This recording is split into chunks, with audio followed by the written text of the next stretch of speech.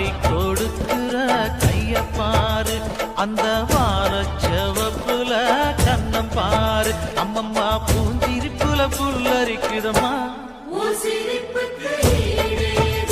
அம்மா கண்ணில் தெரியுதே வீரதீபம், அவ சங்கு கழுத்துதான் பவளமாகும். எங்க அம்மா எழுந்துட்டா கொலவைய போடு.